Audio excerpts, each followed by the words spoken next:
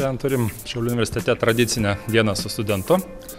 Manau, kad kiekvienais metais jinai labai pasiteisina, kitaip ir mum pritrūktų energijos tuos renginius organizuoti.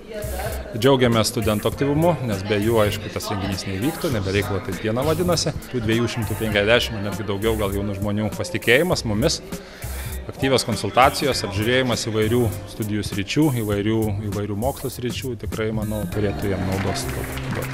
Per studentų dieną mes pristatome įvairiausias veiklas. Aš būsiu atsakingas už humanitarinį fakultetą, tiksliau istorijos studijų programą. Ir mūsų tikslas yra pristatyti savo studijų programą tiek iš teorinės, tiek iš praktinės dalies. Aš domiuosi humanitariniais mokslais. Ko būtent?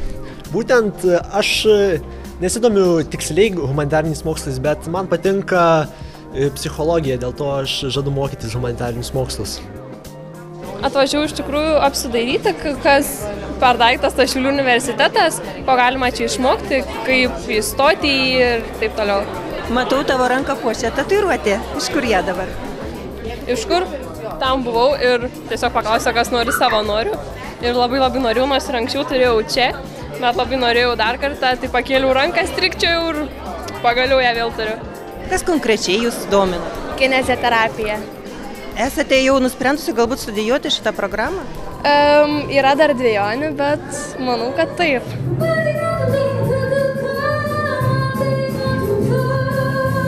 Kokias salas aplankėte dienoje su studentais?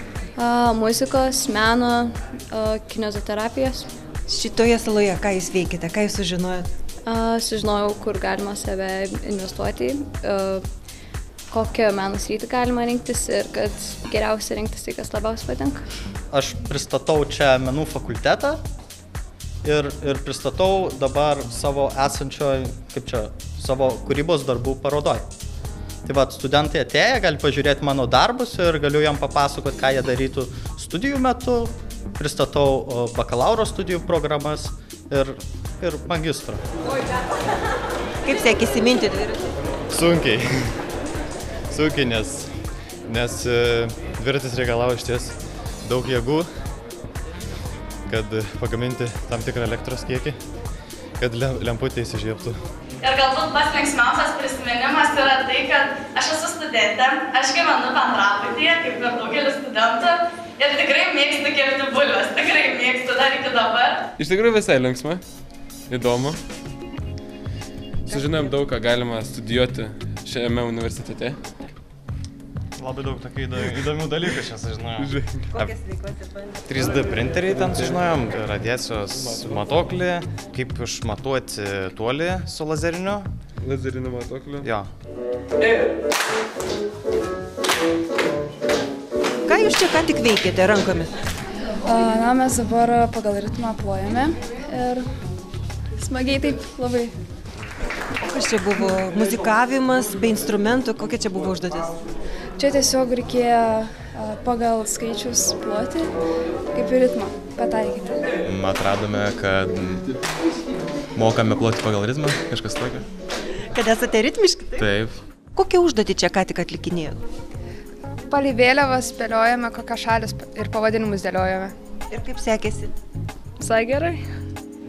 Šiandieną mano pranešimo tikslas ir buvo labiau sudominti tiesiog kalbant apie lyderystę pačią, apie mešką šiaurėje, kuri jaučiasi sava, kuri jaučiasi gerai savo vietoje ir džiaugiuosi, kad buvo pilna auditorija žmonių.